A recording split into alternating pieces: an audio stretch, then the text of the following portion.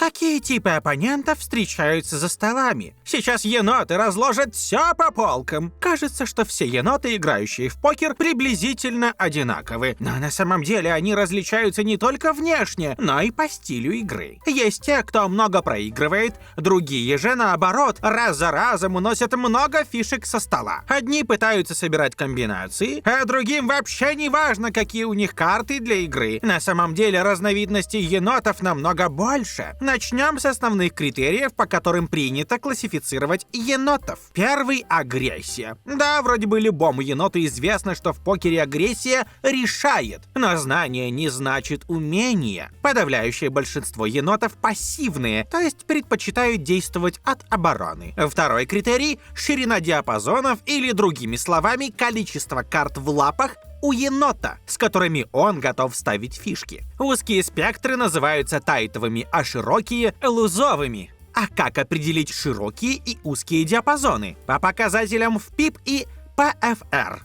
В ПИП — частота добровольного вложения фишек в банк на префлопе, не считая блайндов. ПФР — частота агрессивных действий на префлопе, то есть опенрейзов, 3 бетов, 4 бетов и так далее. Кстати, как бы енот хорошо или плохо не играл в покер, он советует тебе проставить лайк под этим видео. А еще обязательно посетить телеграм-канал с енотами.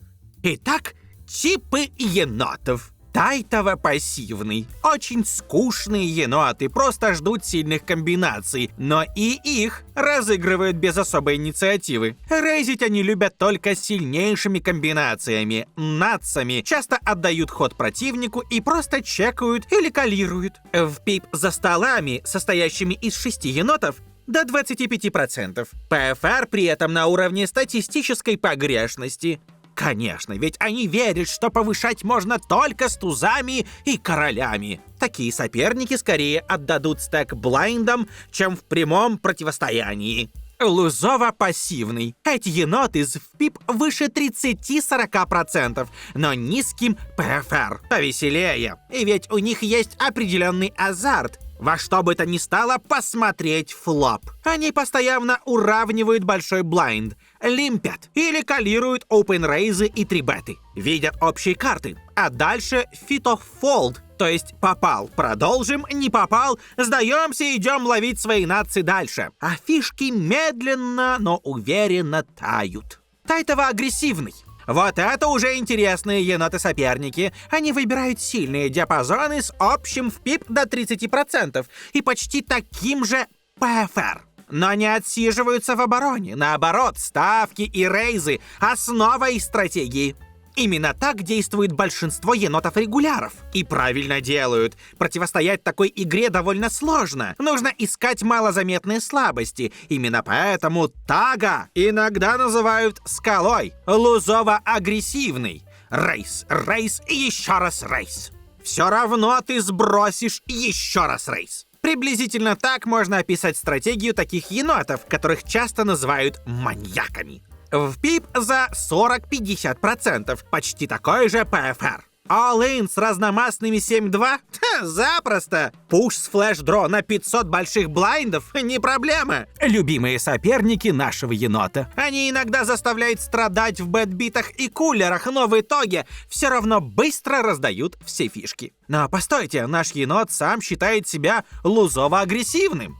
А так и есть. Только он лак-профессионал с ПИП около 35% и ПФР 25%. Да, это самые опытные, умные и опасные еноты, с которыми лучше вообще не связываться. Они прошли долгий путь от тагов, познали покерный дзен и теперь сокрушают соперников, чувствуют их малейшие слабости и доводят до преждевременных седин своей агрессией. Но есть и другие разновидности, которых при желании можно отнести к перечисленным. Но они все же особенные, так как доводят стиль до крайности.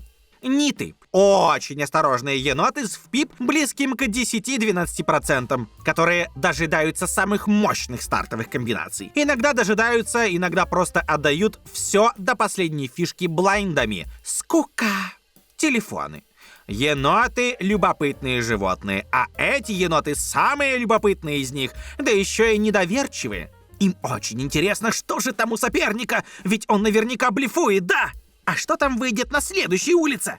Кол, кол, кол. Пятая пара? Кол. Но наш енот умнее. Он никогда не станет блефовать в телефона, зато сильной лапой выжмет из него все до копейки. Ну что, узнал в каком ты из енотов себя? Играешь слишком много лап или наоборот слишком мало? Если вы не так и не профессиональный лак, стоит задуматься и повысить свой скилл. А сделать это можно, подписавшись на наш телеграм-канал.